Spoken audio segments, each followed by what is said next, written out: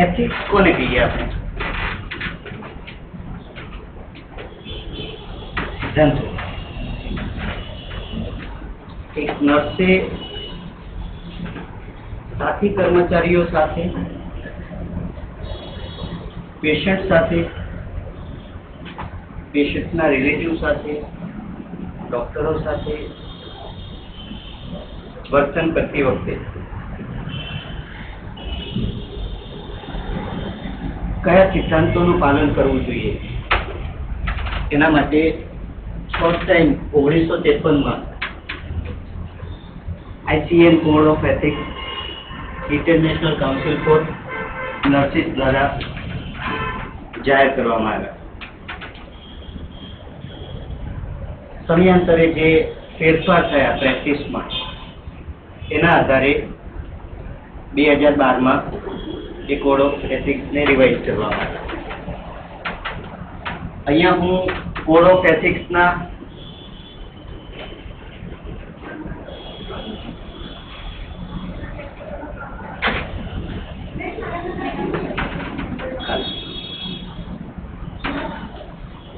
अहींया हूँ code of ethics ની ડિટેલ્સ માં જતો નથી, પણ નોંધમાં એટલા માટે લઉં છું કે કોઈ પણ વ્યવસાય હોય એ વ્યવસાયનું આદર્શ રીતે પાલન થાય એના માટે હંમેશા એક રૂપરેખા તૈયાર થયેલી હોય છે અને નર્સિસ માટેની રૂપરેખા ICN द्वारा આપેલી છે। મારી પાસે ડોક્યુમેન્ટ છે, તમારા ગ્રુપમાં હું શેર કરી દઈશ, તમે સ્ટડી કરજો એને। સિલેબસમાં આપણે ઇન્ક્લુડ કરતા નથી, લખી લઈશું।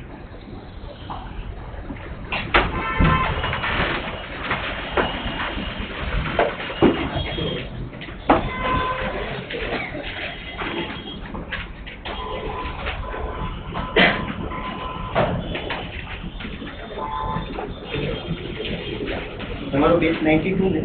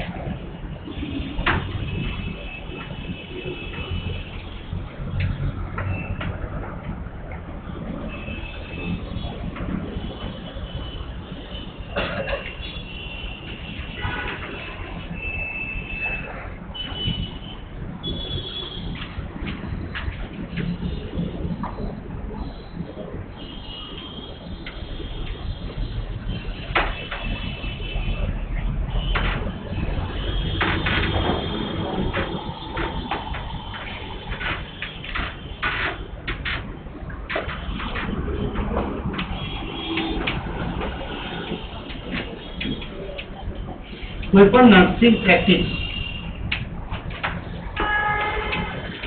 में 4 कार्यों समावेश अथवा 4 प्रकारना गोल एचीव करवाना होय।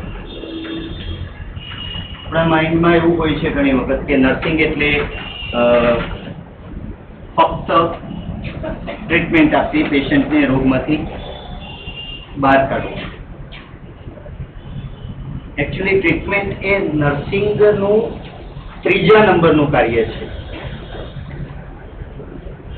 कोईपण हेल्थ वर्कर नो मोटो फक्त सारवार आपवानो होतो नथी। ICN में शुं थया मुजब नर्सिंग नो पहलो गोल होय छे પ્રમોશન ઓફ હેલ્થ, અગાઉ પણ વાત થઈ હશે આપણે. Health promotion is the first activity of any nurse. કેમેરો થોડો આ બાજુ દેશો.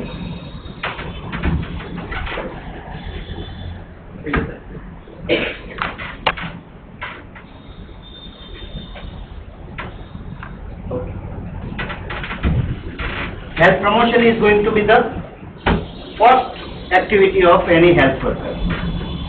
આરોગ્ય બાબત જન સમુદાયમાં જાગૃતિ લાવવી. કઈ રીતે થતું હોય છે? એક્ટિવિટીઝ તમે જોયું હોય તો બેનર જોયા હશે ઘણા બધા. ડેન્ગ્યુ કઈ રીતે થાય છે, મેલેરિયા કઈ રીતે થાય છે, મેલેરિયા અટકાવવા માટે શું કરવું જોઈએ, એડ્સ ના થાય એના માટેના પગલાં કયા લેવા જોઈએ. જનજાગૃતિ માટે એક તો બેનર અને હોર્ડિંગ દ્વારા તમે લોકોને માહિતગાર કરી શકો. રોગચાળાની સિઝન હશે તો વાહન રિક્ષા ફેરવતા હોય છે, પાણી ખુલ્લું નહીં રાખવું જોઈએ, ખુલ્લા પાણીના કારણે મચ્છરો થાય છે. આ બધી માહિતી લોકો સુધી પહોંચે. હેલ્થ પ્રમોશનની કામગીરી જ કરીએ છીએ ક્લાસરૂમમાં પણ. શાળાઓમાં સેમિનાર લઈ અને બાળકોને હેલ્થ અને સેનિટેશન, સ્વચ્છતા આના વિશે માહિતગાર કરવા. આ બધી જ કામગીરી શેમાં આવશે? હેલ્થ પ્રમોશનમાં. હેલ્થ વર્કરનું પહેલું ફંક્શન છે હેલ્થ પ્રમોશન. હેલ્થ વર્કરનું બીજું ફંક્શન છે પ્રિવેન્શન ઓફ. લોકોને જાગૃત કરો, સાથે સાથે રોગ અટકે એના માટે પગલાં લો. Prevention is better than cure. રોગ થાય પછી સારવાર કરીએ એના બદલે રોગ ના થાય એના માટેના પગલાં લઈએ. કઈ કઈ રીતે થઈ શકે? હેલ્થ ડિપાર્ટમેન્ટની કોઈ એક્ટિવિટીઝ પ્રિવેન્શનની ધ્યાનમાં છે કોઈ? ઉદાહરણ આપે કોઈ? રોગ ના અટકાયતી પગલાં કઈ રીતે લેતું હોય છે હેલ્થ ડિપાર્ટમેન્ટ? યસ, હાથી પગાની દવા ફાઇલેરિયા માટેની, જે આપણે પીતા નથી, અલ્બેન્ડાઝોલ ને આપતા હોય છે. બરાબર. એ સિવાય બીજું કઈ ધ્યાનમાં આવે છે? પ્રિવેન્ટિવ એક્શન, રોગ થતો અટકાવવા માટે તમારા ધ્યાનમાં છે બીજું? ઓકે. યસ, જંતુનાશક દવાનો છંટકાવ. ડીડીટી છાંટતા પહેલા, હવે ડીડીટી નથી છાંટતા, પણ બીજા પાવડર્સ હશે જેના કારણે જંતુનો નાશ થાય. જંતુનાશક દવાઓનો છંટકાવ. એ સિવાય કઈ? ઘરે ઘરે જઈ અને ક્લોરીનની ટેબ્લેટ આપે છે. ગામડામાં ફટકડી આપતા હોય છે. ઘણી વખત પાણીમાં ફટકડી નાખવાથી પાણી શુદ્ધ થાય, અથવા ક્લોરીન ટેબ્લેટ આપતા હોય છે. એ સિવાય કઈ?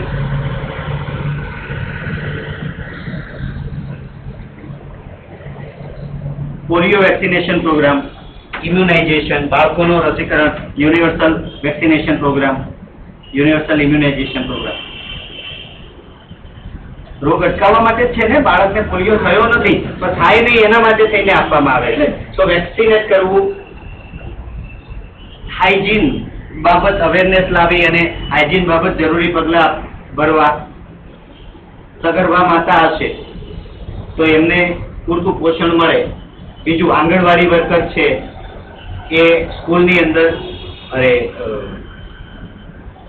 નર્સરી, આંગણવાડી કેન્દ્ર કહીએ ને આપણે, નર્સરીમાં બાળકને યોગ્ય આદતો શીખવવામાં આવે. એટ ધ સેમ ટાઈમ એમને ભોજન આપવામાં આવે છે. સો ન્યુટ્રિયન્ટ્સ પૂરતા પ્રમાણમાં મળી રહે. મિડ ડે મીલ, તમે કહેશો આ બધું હેલ્થમાં આવે? વેક્સિનમાં જઈએ આપણે. Okay. Mid day meal. Mid day meal કેટલી બહેનોએ મધ્યાહન ભોજનનો લાભ લીધેલો છે? સ્કૂલમાં મધ્યાહન ભોજન નથી ખાધું? ખાતું છો કરો જરા. ડીશ ઘરેથી લઈને જતા કે ત્યાંથી આપતા? ત્યાંથી આપતા હતા. અમે તો ઘરેથી લઈને જતા. શું શું આવે? બટેટાનું, એની મજા જોવા હતી. કેમ, શા માટે મિડ ડે મીલ આપવામાં આવે છે? આપણા દેશમાં હજુ એવા પુષ્કળ એટલા વિસ્તારો છે કે જ્યાં એક ટંકનું આરોગ્યપ્રદ ભોજન પણ અવેલેબલ નથી.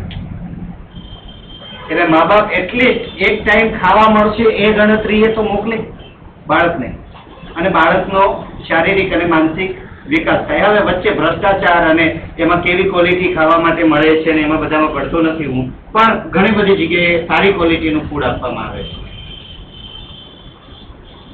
ન્યુટ્રિશનનું ધ્યાન આપવામાં આવે. વેક્સિનેશન, હું વેક્સિનેશન પર આવું. Vaccine is what?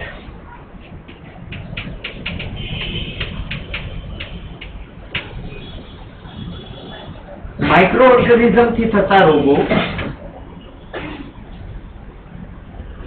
જેને આપણે કેવા રોગો કહીશું? ચેપી રોગ અથવા તો કોમ્યુનિકેબલ ડિઝીઝ કહીએ. કોમ્યુનિકેબલ ડિઝીઝને અટકાવવા માટે મોટાભાગે વાયરસજન્ય ઘણી વખત શરીરની અંદર જે તે રોગના જ નબળા પાડી દીધેલા જંતુને અથવા તો મૃત જંતુને દાખલ કરવામાં આવે. આને કહેવાય વેક્સિનેશન. દાખલા તરીકે પોલિયો. પોલિયોની રસીમાં શેના વાયરસ હશે? શેની બનેલી હોય પોલિયોની રસી? પોલિયોના જ વાયરસની બનેલી. તમે કહેશો કે આવું કેમ? રોગને નાબૂદ કરવા માટે જે તે રોગના જ વાયરસ દાખલ કરવામાં આવે. આપણા બોડીમાં ઇમ્યુનિટી સિસ્ટમ આવેલી છે, જેને આપણે રોગ પ્રતિકારક તંત્ર કહીએ છીએ. જ્યારે વાયરસ, બેક્ટેરિયા વગેરેનો એકદમ નબળો હુમલો થશે, બહુ હેવી નહીં કહી શકાય એવા પ્રમાણમાં શરીરમાં દાખલ થશે, ત્યારે કુદરતે આપણને જે ક્ષમતા આપેલી છે એ ક્ષમતાના આધારે આપણે જાતે રોગની સામે ફાઇટ આપી શકાય. પોલિયો ઇન્ફેક્શન લાગેલા 100 બાળકોમાંથી 90 બાળકોના માતાને પિતાને ખબર જ નથી પડતી કે પોલિયોનું ઇન્ફેક્શન લાગ્યું અને જતું રહ્યું. 10% જ બાળકોને ફીવર અને હેવી ફીવર અને પોલિયો આગળ વધતો હોય છે. એમાંથી વિકલાંગતા પછી પાછી એમાંથી પણ અડધાને જ આવતી હોય છે. એટલે જ્યારે માઇક્રો ઓર્ગેનિઝમ બોડીની અંદર એન્ટર થાય ત્યારે એને જો કુદરતી વાતાવરણ મળે શરીરની અંદર ગ્રોથ માટેનું, રોગ પ્રતિકારક શક્તિ નબળી હોય તો જ એ રોગ ઉત્પન્ન કરી શકશે, નહીંતર શરીર એને બહાર કાઢી નાખશે. અને શરીર એને બહાર કાઢી નાખે એના માટેનું પહેલું લક્ષણ કયું? યસ, કયું? ખેંચ આવવા પહેલાનું ફીવર. રોગ નથી. તાવ એ રોગ નથી. તાવ એ મિત્ર છે કે દુશ્મન છે? તાવ એ મિત્ર છે. કુદરતી આખી વ્યવસ્થા એ રીતે ગોઠવેલી છે કે જેવું બોડીને એવું લાગે કે બહારથી માઇક્રો ઓર્ગેનિઝમ આવ્યું, ટેમ્પરેચર રેઝ થઈ જાય અને 103-104 ડિગ્રી ફેરનહીટ ઉપર જો બોડીનું ટેમ્પરેચર પહોંચે તો મોટા ભાગના માઇક્રો ઓર્ગેનિઝમ એમ જ નાશ પામે. એટલે સામાન્ય રીતે જો કોઈ રોગનો હુમલો થાય છે અને કળતર ભરાય છે અને તાવ આવે છે તો પ્લીઝ હોસ્પિટલે દોડાદોડી કરી મૂકશો નહીં. અથવા તો સીધી જેવું તાવ જેવું લાગ્યું પેરાસિટામોલ લઈ લીધી આપણે. પીસીએમ લઈને આપણે બોડીને શું કહીએ છીએ? તારે કુદરતી રીતે રોગની સામે લડવાની જરૂર નથી, તું બેસ. એટલે પેલું ઇન્ફેક્શન આગળ સ્પ્રેડ થાય. હું ગંભીર કહી શકાતી બીમારીની વાત નથી કરતો. હા, હું સામાન્ય બાબતની વાત કરું છું. સામાન્ય બાબતોમાં શરદી ખાંસી માટે, તાવ માટે દવા નહીં લેશો. શરદી વિશે એવું કહેવાય છે કે શરદીની જો દવા લઈએ તો કેટલા દિવસમાં મટે? 3 દિવસમાં. અને દવા નહીં લઈએ તો 3 દિવસ. દવા લો તો પણ 3 દિવસે મળશે, નહીં લો તો પણ. તો લેવી જોઈએ કે નહીં? તમે કહેશો હા લેવી જોઈએ ને, ખોટું હેરાન થવું. ના, તમે તમારા બોડીની ડિફેન્સ સિસ્ટમને નબળી પાડો છો દવા લો છો ત્યારે. વેક્સિનેશન દ્વારા તમે જે તે રોગના જંતુને અંદર દાખલ કરો છો, એના કારણે એન્ટીબોડી બને છે, ચોક્કસ પ્રકારના વાયરસ બને, એને શું કહીએ છીએ આપણે? એન્ટીબોડી. અને એ ભવિષ્યમાં બીજો હુમલો થાય ત્યારે શરીરને એ હુમલાની સામે રક્ષણ કરવા માટે તૈયાર રાખે છે, શરીરમાં જે એન્ટીબોડી બનેલા હોય. એટલા માટે થઈને બાળકને વેક્સિનેશન આપી અને એને ભવિષ્યમાં જ્યારે એકચ્યુઅલ હુમલો થવાનો છે એની સામે લડવા માટે કેવું કરી દેવામાં આવે? તૈયાર કરી દેવામાં આવે. એને વેક્સિનેશન કહેવામાં આવે. ગોલ પહેલો પ્રમોશન ઓફ હેલ્થ, બીજો પ્રિવેન્શન ઓફ ડિઝીઝ, લોકોમાં જાગૃતિ ફેલાવી, રોગ થતા અટકાવવા માટે થઈને પગલાં લીધા. તમે લોકોને કહ્યું કે ભાઈ પાણી ખુલ્લામાં પાણી નહીં રાખો, મચ્છર થશે, મચ્છરનો ઉપદ્રવ નહીં થવો જોઈએ, બરાબર, બારી બારણા બંધ રાખો. Promotion of health. મચ્છરદાની બાંધો, તો પેલું તો પણ મચ્છર તો થવાના છે. મચ્છરદાની બાંધો, ઓડોમોસ કે કયું લગાવવાનું હોય, બરાબર, અથવા તો ગુડ નાઇટ કે એવું કઈ અગરબત્તી સળગાવો, સો મચ્છર તમને કરડે નહીં. પ્રિવેન્શન, તો પણ મચ્છર તો કરડવાના છે, તો પણ વ્યક્તિને મેલેરિયા તો થવાનો જ. પગલા લીધા પછી પણ વ્યક્તિ માંદો પડે તો ત્રીજા તબક્કા પર આવશો. ત્રીજો તબક્કો એટલે treatment, restoration of health.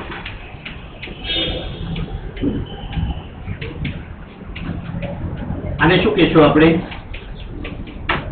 Treatment. Restore કરવું એટલે મૂળભૂત સ્થિતિમાં પાછું લાવવા માટેના પ્રયત્નો કરવા. વ્યક્તિ સાજુ થઈ જશે. કોઈ પણ ટ્રીટમેન્ટની 3 અસર હોય.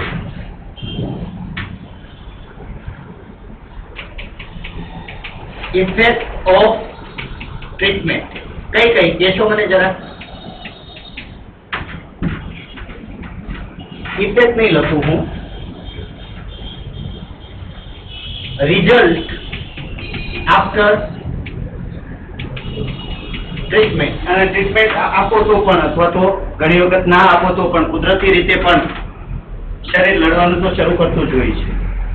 ટ્રીટમેન્ટ આપો છો અથવા તો નથી આપતા, રોગનું રિઝલ્ટ શું?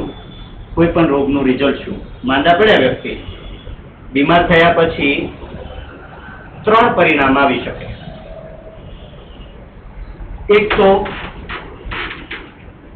પેશન્ટ પ્યોર થઈ જાય. પ્યોર થઈ જાય મતલબ રિકવરી. અમે રાઈટ રોંગ, મેલેરિયા થયો, ક્વિનાઇન આપી, આખો કોર્સ પૂરો કર્યો, પાછો મૂળ સ્થિતિમાં પાછો આવી ગયો વ્યક્તિ, સ્વસ્થ હતો એ રીતે. કોઈ પણ મેડિસિન અથવા તો કોઈ પણ સારવારનો મેઇન ગોલ ક્યોર નો હોય. દરેક રોગમાં સારવાર આપ્યા પછી વ્યક્તિ સાજી જ થઈ જાય? Is it possible? વિકલાંગતા આવી શકે ને, બરાબર. તમે રિલીફ આપી શકો ટ્રીટમેન્ટથી.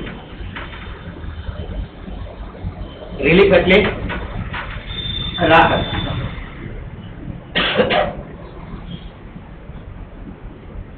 ત્રીજા અથવા ચોથા સ્ટેજનું પેશન્ટ છે કેન્સરનું, દવા કેટલી કામ કરશે? રિકવરી માટે પેશન્ટ સાજો થઈ જાય, રિવર્સ થઈ જાય કન્ડિશન, કેન્સરના કારણે જે મ્યુટેશન થયું છે એ નહીં થાય, રાહત મળે એના માટેની દવા આપો. દવાની અથવા ટ્રીટમેન્ટના કારણે રાહત મળે, અને એ પણ નથી થતું તો છેલ્લે શું હોય? Death. This is the universal fact. 3 પરિણામ હોઈ શકે કોઈ. અને જે વ્યક્તિ આ 3 પરિણામ માટે આમ એક્સેપ્ટેબલ છે, આ કોચ આવવા દે જે હશે. પેશન્ટ મેન્ટલી પ્રિપેર થાય કે ના થાય, તમારે રહેવું પડશે. તમે 100 વ્યક્તિને સારવાર આપો છો તો 100 વ્યક્તિ સાજી થઈ જાય આવી અપેક્ષા રાખવી જોઈએ, શક્ય છે? ના. 100 માંથી અમુક પેશન્ટ, મોટા ભાગના પેશન્ટ સાજા થઈ જશે, અમુક પેશન્ટ રિકવર નહીં થઈ શકે, તો એને તમે શું આપશો? રિલીફ આપવા માટે, એને તમે રાહત આપવા માટેના પ્રયત્નો કરશો. અને એ પણ નથી થઈ શકતું તો you will assist to have peaceful death. Definition of nursing.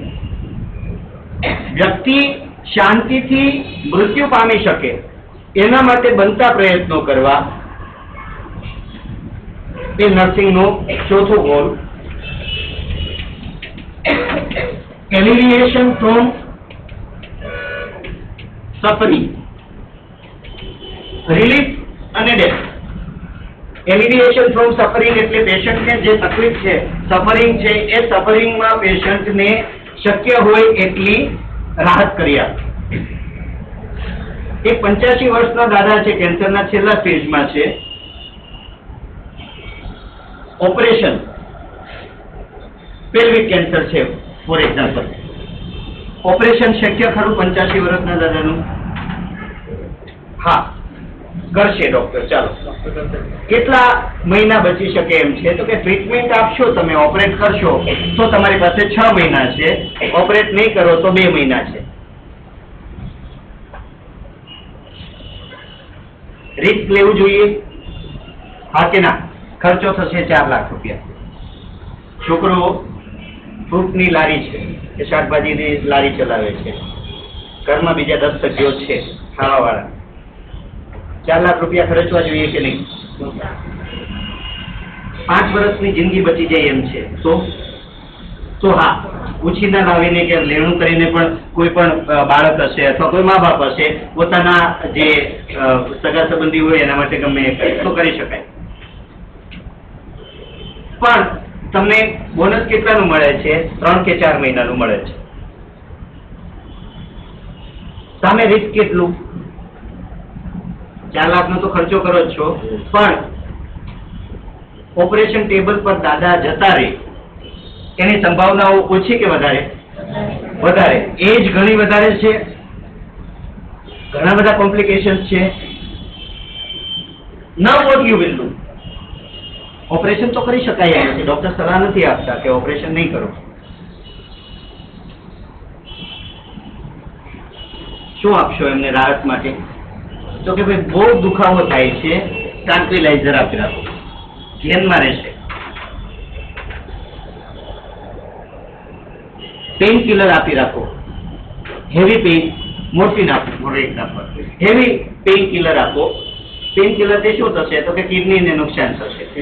ક્યાં કિડની હવે રહેવાની છે? અમથા પણ સમય તમારી પાસે છે જ નહીં. 2 મહિનાનો ગાળો પણ, તો એ જે 2 મહિનાનો ગાળો છે જેની અંદર તમારે you need to kill the time, તમારે સમયને કાપવાનો છે. અને બહુ વિચિત્ર કહી શકાય એવો અને બહુ કોમ્પ્લિકેટેડ ફેઝ હોય છે. હા, એ બધાને ઘણા બધાની લાઈફમાં આવ્યો હશે. તમારા ઘરમાં કોઈ વૃદ્ધ વ્યક્તિ હોય અથવા તો કોઈ એવી વ્યક્તિ હોય કે જેના મરવાની તમારે રાહ જોવાની હોય, બહુ પેઇનફુલ કહી શકાય એવી મોમેન્ટ હોય. Have you pass through this? તમે આમાંથી પસાર થયા છો? ઘણા બધા ઘરમાં આ સ્થિતિ હશે અને નહીં થયા હશો તો થશો. સમય આવવાનો જ છે, કારણ કે દરેક વ્યક્તિ કોઈ અમર પાટો લખાવીને આવ્યું નથી. હું હમણાં 2 દિવસ પહેલા જ મારા દાદી સાસુની તબિયત જોઈને આવ્યો. લગભગ 1-2 દિવસમાં મને બોલાવશે અમને બધાને. અઠવાડિયા 10 દિવસથી ખાવાનું બંધ થઈ ગયું છે. પાણી 2 ચમચી પીવે એ સિવાય બીજું કશું જ પેટમાં ટકતું નથી. She is on the last destination. મૌન નથી છૂટતો. હા, હું ગયો ને કાલે, પરમ દિવસે હતો, પછી બાને હજુ સાંભળે છે, ઓળખે છે બધાને. પછી ડાપણ કર્યું. મેં કીધું બા હવે બધી મોહ માયા છોડી દો અને રામ નામ લેવાનું હવે. અને કે હા ભાઈ હવે રામ નામ જ લઉં. મોહ માયા તો 8 મહિનાથી ચાવી આપી દીધી. ચાવી 8 મહિનાથી વહુને, છોકરાની વહુને 8 મહિનાથી ચાવી. મતલબ મોહ માયા છૂટી નથી. હજી એને એક્ઝેક્ટલી ક્યાં છે કે મારી ચાવી તો છોકરાની વહુ પાસે છે અને હું જો હાલતી ચાલતી હોત તો મારી પાસે હોય. અઘરું છે, મોહમાયા છોડવી whatever, અલગ વસ્તુ છે. પણ તમારા 4 ગોલ હશે: health promotion, disease prevention, treatment અને એલિમિનેશન ફ્રોમ સફરિંગ માટે રિહેબિલિટેટિવ એક્ટિવિટીઝ કરતા હો છો તમે. રિહેબિલિટેશન એટલે પુનર્વસન માટે, અથવા તો વ્યક્તિને મૂળ સ્થિતિમાં લાવવા માટે, અથવા તો જે નુકસાન થઈ ગયું છે, હેન્ડીકેપનેસ આવી છે, એમાં થાય એટલી રિકવરી માટેના પ્રયત્નો કરો. દાખલા તરીકે વ્યક્તિનો પગ કાપી નાખવો પડે ઓપરેશન કરીને, તો જયપુર ફૂટ લગાવો સો ધેટ એ પોતાની રીતે ચાલી શકે. પેશન્ટને શું આપવો? Don't forget that nursing is social activity, then it is medical activity. તમારું કામ મૂળભૂત રીતે સામાજિક જવાબદારી યુક્ત છે, ત્યારબાદ તમારી મેડિકલ રિસ્પોન્સિબિલિટી આવે છે. એટલે વ્યક્તિને સાયકલ અપાવવી, ટ્રાયસિકલ અપાવવી એ તમારી ફરજમાં આવે છે. રિહેબિલિટેશન નર્સના મુખ્ય 4 ગુણ લખી લેશો.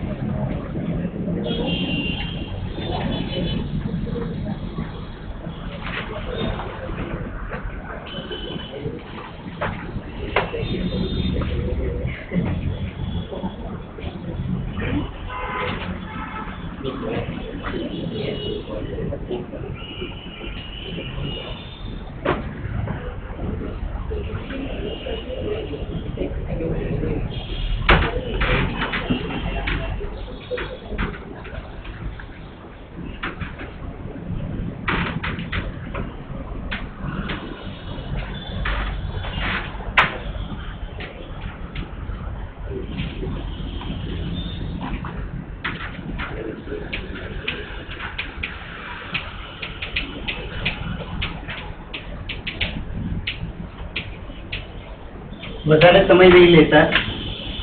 જનરલ મિલિંગ MURAC નો એકદમ ઝડપથી જઈએ. MURS એ નર્સમાં જે મૂળભૂત ગુણધર્મો જોઈએ. Nurse should be noble. M for nobility. Noble એટલે ઉમદા. તમે કોઈ હાલીમાવાળી વ્યક્તિ નથી. તમે કોઈ રસ્તે રખડતી વ્યક્તિ નથી, તમે કોઈ ભાઈલોગ નથી, તમે કોઈ ગુંડા પાર્ટી નથી. એક વિનમ્રતા જોશો. તમારા વ્યવસાયની ગરિમા જળવાય એ રીતે હલનચલન કરો, એ રીતે વાતચીત કરો, એ રીતની ડ્રેસ સેન્સ હોવી જોઈએ, સૌમ્યતા જોઈએ. Don't be rough, don't be rude, be polite, respect your profession. Nurse should be noble, nurse should be having knowledge.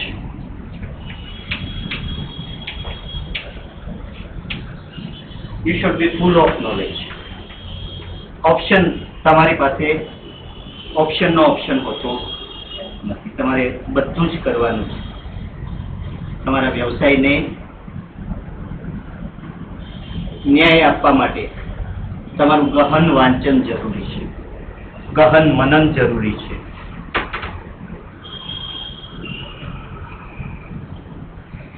હજી તમારા ક્લાસમાં મને તમારી બોડી લેંગ્વેજ પરથી ઘણી વખત એવું લાગે કે તમે પરીક્ષા લક્ષી તૈયારી કરી રહ્યા છો.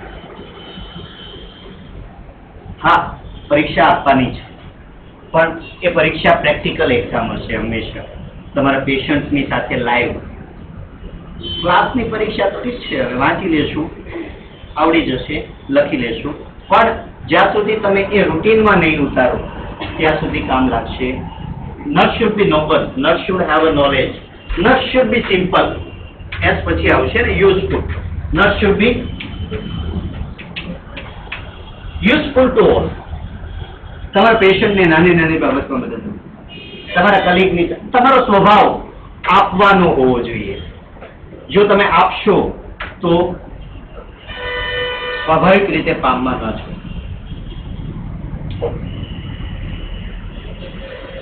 બી હેલ્પફુલ ટુ એવરીવન. તમારી પાસે જે જ્ઞાન છે એનો ઉપયોગ કરો, એનો ઉપયોગ કરી અને બીજાને મદદ કરો. Nurse should be understanding.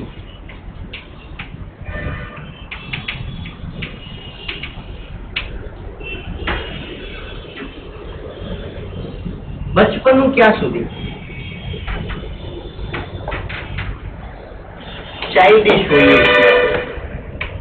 હોવું જોઈએ. હા, બાળક ક્યારેય મળશો નહીં, ક્યારે પણ. કારણ કે બાળકમાં જેટલી નિર્દોષતા છે એટલી નિર્દોષતા કોઈ યુવાનમાં કે કોઈ વૃદ્ધમાં હોઈ શકે નહીં. મેં ઘણા વૃદ્ધો જોયા છે કે જે સમય સાથે પાકટ થઈ અને જતું કરવા વાળા હોય છે. મેં ઘણા વૃદ્ધો એવા પણ જોયા છે કે સમયની સાથે પાકટ થઈ અને વધારે કપટી બને છે. જ્યારે બાળક એકદમ નિખાલસ હશે, એને કોઈનું કંઈ લઈ લેવું નથી, એને કોઈને એને ફાઇટ કરશે તો પણ ઘડીકમાં ફાઇટ કરીને પાછો એ જતું કરી દેશે.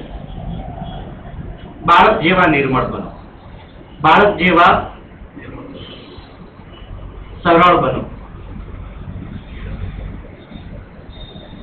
પણ જવાબદારી લેવાની આવે ત્યારે એકદમ તાકાત નિર્ણય, સમજદાર બનો.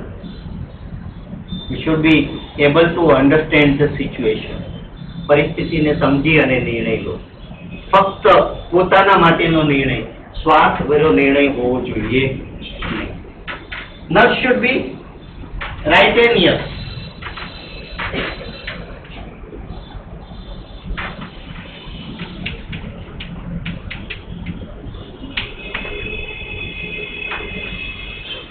Stick to the point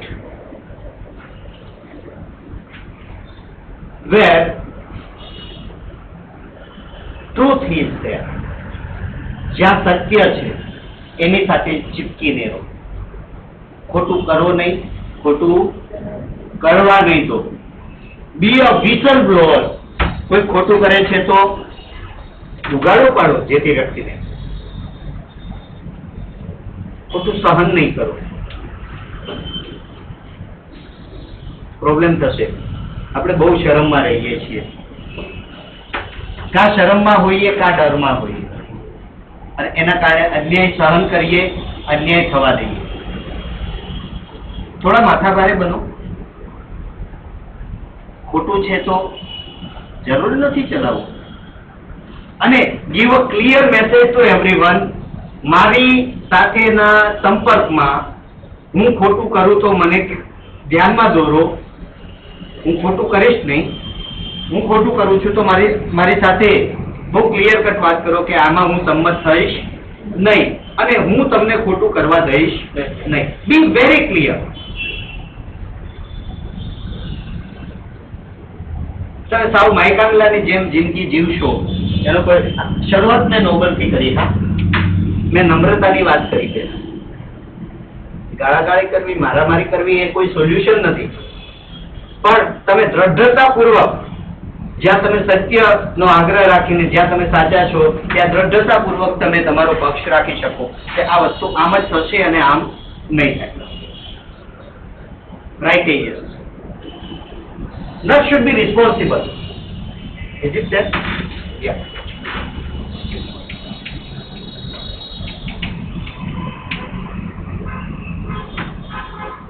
You know what is leader? Leader કોને કહેવાય? લીડર ની વ્યાખ્યા આપશો કોઈ મને? નેતા. નેતા શબ્દ થોડો વિચિત્ર લાગે છે. નેતૃત્વનો ગુણધર્મ કહીએ ને, લીડરશીપ. લીડર કોને કહીશું?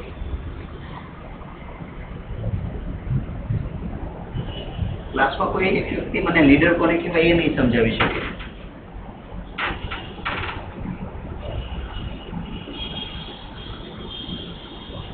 અચ્છા, ટ્રુ ફ્રેન્ડ કોને કહેવાય? સાચો મિત્ર.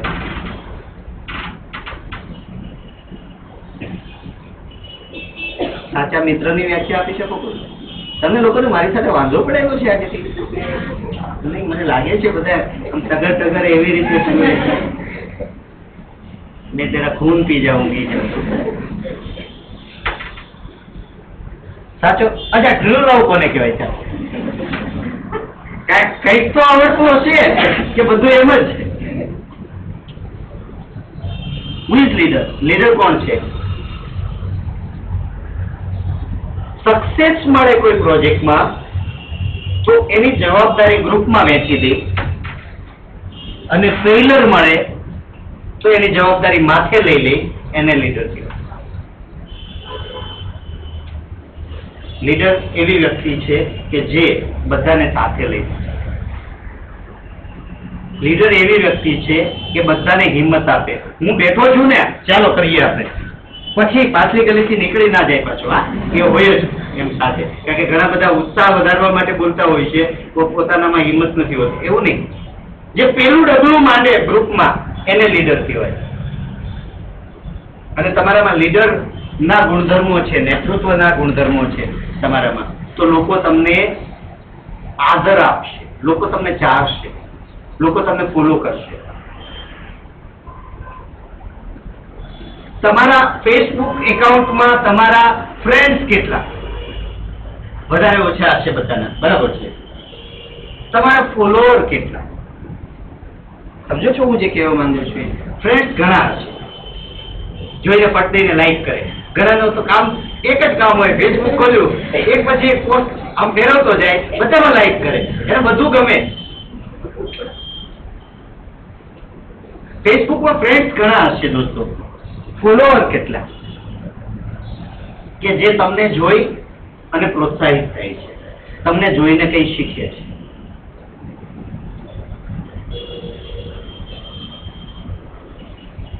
આમનામ જ મળી જવાના આપણે. 50 લાઈક આવ્યા એટલે ખુશ, ફેમસ. એપ્રિશિએટ કરી શકાય એવી પ્રવૃત્તિ ફેસબુકમાં કેટલી વખત શેર કરીએ છીએ આપણે?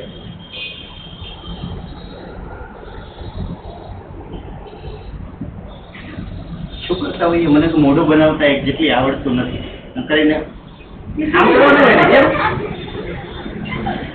આમ ને કઈ રીતે મને એક્ઝેક્ટલી તો જીભ કાઢતા, એ જીભ કાઢતા ફોટા ઘણા બધા જોઈએ આપણે. એનોની એક બહુ સરસ મજાની આદત હોય. જીભ કેટલી લાંબી હોય એ મને હમણાં આવ્યા પછી ખબર પડી. મેં સાંભળેલું ખરું કે બહેનોની જીભ બહુ લાંબી હોય છે, પણ હવે ક્યાં સુધી અહીંયા સુધી આવે ખરા બધા.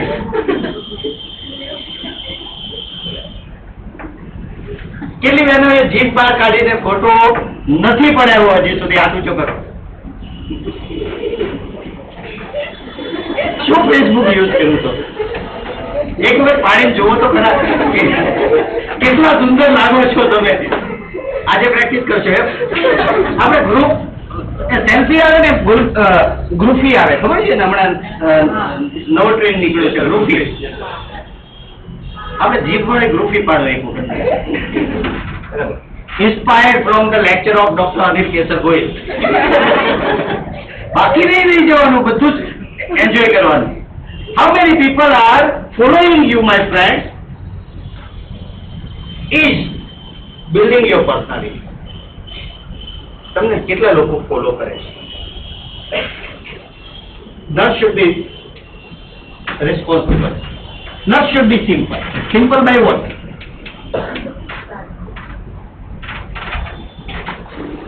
સાદગી શેરી.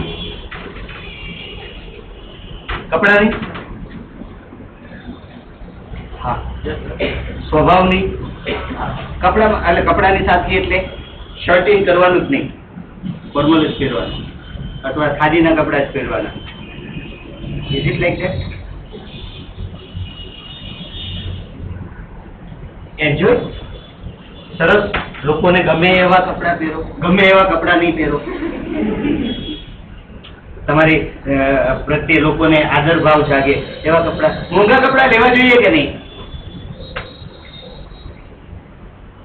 તો ટોપિક આખો ડાયવર્ટ થાય છે. જો કે મારો પણ તમારામાંથી કેટલી બહેનો એવી છે કે જે ખૂબ જ મોંઘા કપડા પહેરવાનું એને બહુ પસંદ છે? એક હિંમત. બે, આખો ક્લાસ આ બે બહેનોને બાદ કરતા આખો ક્લાસ જુઠ્ઠો છે. બધાને પસંદ હોય ને? પસંદ તો મોંઘા કપડા પહેરવા તો બધાને પસંદ હોય. એફોર્ડિંગ છે કે નહીં એ બીજા નંબરની વસ્તુ છે. હમણાં મેં કશે કંઈક વાંચ્યું હતું, નીતાબેન અંબાણી, અનિલભાઈ અંબાણીના ધર્મપત્ની, એનો મોબાઈલ છે કંઈક કરોડો રૂપિયાનો મોબાઈલ. હા, 32 કરોડ તો આખી જિંદગીમાં આપણે ભાળવાના નથી ક્યારેક. ગમે તે બધાને લક્ઝરી ગમે. આઈ એમ નોટ સેઇંગ કે લક્ઝરી તમે એફોર્ડ કરો છો તો don't go for the luxury. અમારા એક ડોક્ટર લાલ સાડી, લાલ લિપસ્ટિક, લાલ બુટ્ટી, લાલ બંગડી, બરાબર, લાલ પર્સ, એવું મેચિંગ કરીને આવે. આર ઓકે બેટા? તબિયત ખરાબ છે કે તમારી? બેસવું છે? બહાર જવું હોય તો જઈ શકો નહીં, કમ્ફર્ટેબલ હોય. અરે એટેન્ડ થશે લેક્ચર, નહીં બેસી શકાય એમ હોય તો જઈ શકો તમે. તો હું એમ જ કહું છું બેટા, નીચે જતી રહે. એવું લાગે તો ત્યાં આરતી મેડમ હોય, આરતી મેડમ પાસેથી એક ટેબ્લેટ લઈ લે, ઘડીક આરામ કરી જમે. નહીં બેસી શકાતું હોય તો નહીં બેસ, પરાણે નહીં બેસતું.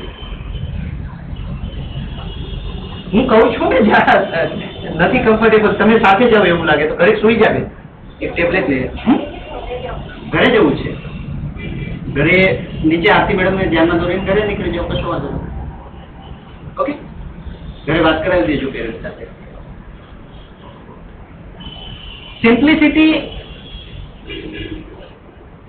By grades is necessary, particularly when you are on a job. તમે જોબ પર છો ત્યારે તમારા કપડાની સાદગી જરૂરી છે. એ જ રીતે સ્વભાવની સાદગી જરૂરી છે. તમે લોકો બધા આલુપુરીની અથવા તો ઘરેથી નાસ્તો લઈ આવીને પાર્ટી કરતા હો અને હું આવું, તમે બધા નીચે બેસીને મસ્ત બધા મસ્તીમાં નાસ્તો કરતા હોય, હું આવું એટલે તમે પ્રેમથી અને ઇજ્જતથી તો કે સર ચાલો અમારી સાથે નાસ્તો કરવા જોડાઈ જાઓ. હું તમારી સાથે નીચે બેસીને નાસ્તો કરું, તમે તો બધા સ્ટુડન્ટ અને હું તો રે ભાઈ ભૂખ્યો, બરાબર? એવો બધો વાત કરવાની જરૂર શું છે? અરે યાર મજા આવી ગઈ, ચાલો પલોઠી મારો, બેસો, બધાની સાથે ખાઓ. તમારામાંથી કોઈ મને ધબ્બો મારીને હાય નહીં કરી શકે, એ નહીં કરવા દો. બરાબર? એટલે એક જે સન્માન જણાવવું જોઈએ. હા, તમે મારી પાસે આવી અને કોઈ તકલીફ છે તો 2 આંસુ પાડી શકશો, અથવા તો હસીને બહુ મજાનો કોઈ ન્યૂઝ છે તો પહેલા આવીને મને આપી શકશો. I am going to be the best friend of you.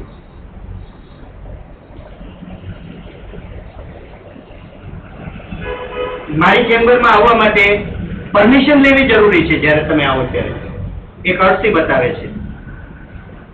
પણ હું કઈ કામ નથી કરતો છતાંય તે 12 1 કલાક 2 કલાક તમને હું બેસાડી રાખું, બીકોઝ મારે સાબિત કરવું છે કે હું બહુ મોટી વ્યક્તિ છું, બહુ મહાન વ્યક્તિ છું. તો એ વસ્તુ ખોટી છે. તમારી સાદગી તમારા વર્તનમાં હોવી જોઈએ. ઝાડ ને ફળ આવતા જાય એમ એ નીચું નમતું જાય. તાડ હશે એ ઉપર જશે, જે કોઈને કામ નહીં લાગે. આંબો હશે તો બધાને કામ લાગશે. જેમ જેમ જ્ઞાન વધે છે બહેનો તમારું, એમ નમ્રતા વધશે, એમ સાદગી વધશે. You need not to prove at a moment. એક લેવલ એવું આવશે કે ત્યાં તમારે બહુ જાજુ સાબિત કરવાનું નહીં હોય. તમારું જ્ઞાન છે એ ઓટોમેટિકલી સાબિત કરી દેશે. સાદગી મૂકતા નહીં ક્યારેય, પ્રમાણિકતા ક્યારેય છોડશો નહીં, અને વફાદારી છોડશો. બરાબર? તમે કેવા દેખાવ છો એ બીજાને સારા દેખાવું જરૂરી છે, હા, પણ તમે કેવા દેખાવ છો એ એટલું બધું અગત્યનું નહીં હોય. નટ શુડ બી સિમ્પલ, નટ should be sympathetic, empathetic and efficient. બાકીના મુદ્દા હું નેક્સ્ટ સેશનમાં લઉં છું. એટલું લક્ષ્ય છે. કાલે પ્રોફેશનલ રોલ કમ્પ્લીટ કરીશું આપણે, અને ત્યારબાદ ઇન્ટરપર્સનલ રિલેશનશિપની વાત કરીશ, કોમ્યુનિકેશનની વાત કરીશ. બેનો સમય ઘણો જઈ રહ્યો છે પેલું યુનિટ કમ્પ્લીટ કરવામાં, બટ સ્કીપ કરી દેવું યોગ્ય લાગે છે? આવડી જાય એવું જ છે બધું, આમાં કંઈ બીજું શીખવાનું કંઈ નથી. But let us go like કંઈ પણ છોડ્યા વગર ધીમે ધીમે જઈએ. અમુક યુનિટ બાકી રહેશે ઇન્ટરનલ પહેલા, તો એને પછીથી કવર કરી લઈશું આપણે.